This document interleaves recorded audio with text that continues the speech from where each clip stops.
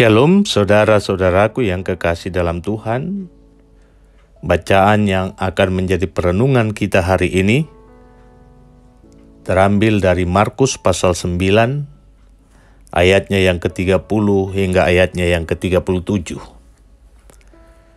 Firman Tuhan demikian. Yesus dan murid-muridnya berangkat dari situ dan melewati Galilea. Dan Yesus tidak mau hal itu diketahui orang, sebab ia sedang mengajar murid-muridnya.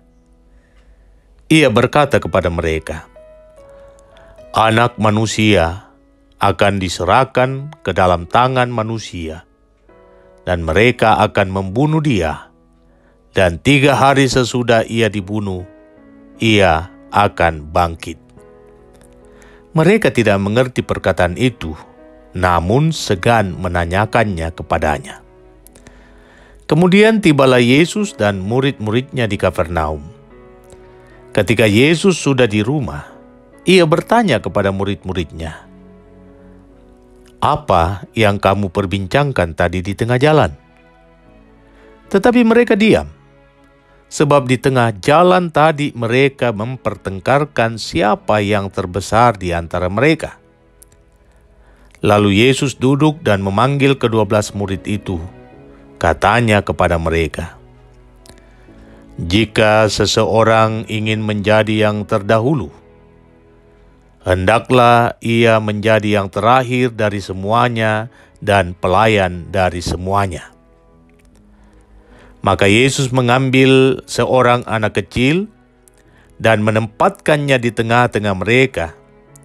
Kemudian ia memeluk anak itu dan berkata kepada mereka, "Barang siapa menyambut seorang anak seperti ini dalam namaku, ia menyambut aku. Dan barang siapa menyambut aku, bukan aku yang disambutnya, tetapi dia yang mengutus aku." Amin, firman Tuhan. Tema kita, pemimpin berhati hamba.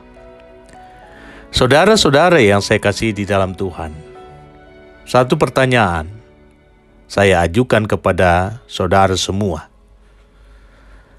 Apakah hal yang paling utama yang dikejar oleh manusia dari zaman ke zaman?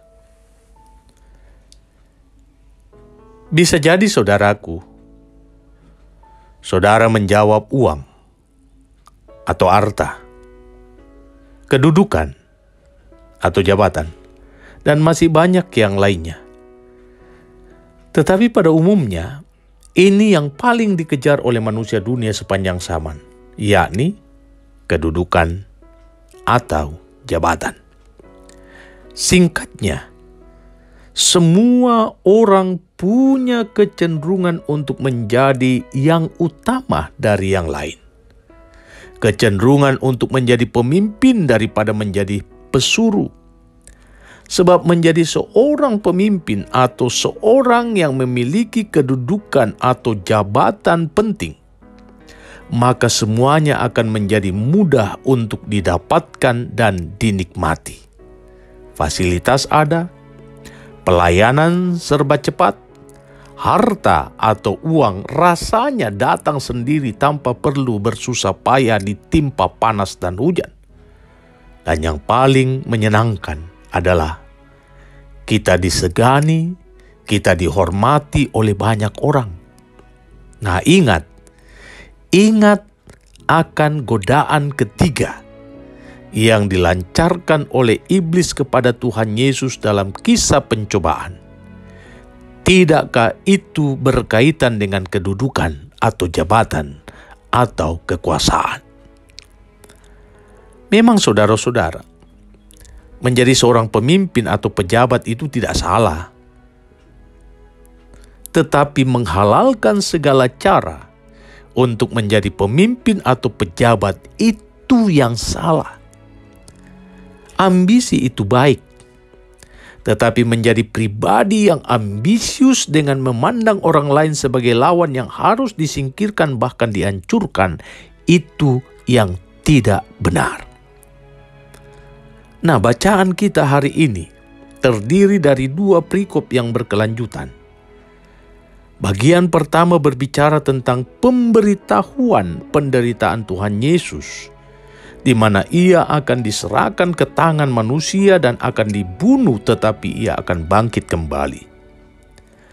Tentu hal ini disampaikan oleh Tuhan Yesus agar para murid bersiap untuk menghadapi segala kemungkinan yang tidak diinginkan dari para pemimpin Yahudi yang berusaha untuk menyingkirkan Tuhan Yesus dan mencerai-beraikan para pengikutnya.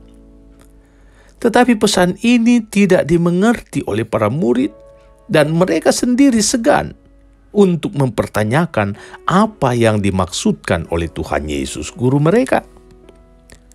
Bagian kedua mengisahkan bahwa para murid tidak peduli dengan perkataan Tuhan Yesus.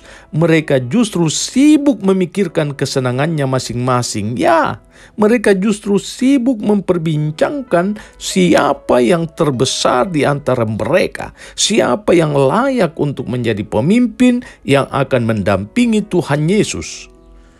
Perdebatan di antara mereka sangat serius, yang akhirnya berbuntut pertengkaran dan perselisihan. Mereka tidak mengerti bahwa Tuhan Yesus sendiri datang bukan untuk dilayani seperti para pemimpin yang ada di dunia ini, tetapi justru sebaliknya, Tuhan Yesus datang untuk melayani, menjadi seorang hamba, menjadi seorang pesuruh, memberi seluruh hidupnya demi orang lain. Di sini Tuhan Yesus menasihati mereka agar mereka belajar untuk menjadi seorang hamba yang bertugas untuk melayani semua orang. Mereka harus memiliki ketulusan dan kepolosan hati untuk melayani, sekalipun orang yang mereka layani itu di mata dunia adalah mereka yang dipandang kecil dan hina. Tuhan Yesus menempatkan seorang anak kecil di antara mereka. Tuhan Yesus memeluk anak itu. Tentu tindakan ini adalah simbolisasi dari sikap penerimaan kepada seorang yang tidak layak untuk dilayani karena ia hina, karena ia miskin, tak ada sesuatu yang bisa didapatkan daripadanya. Tetapi ketika para murid mempraktekkan hal tersebut, maka merekalah yang layak untuk ditinggikan. Saudara-saudara, bagi Tuhan Yesus, kehormatan seseorang tidak dilihat dari pangkat atau kedudukan, ataupun harta dan kekayaan yang dimilikinya, melainkan sejauh mana ia membuka hatinya untuk menerima orang lain tanpa memandang muka dan melayaninya dengan hati yang tulus.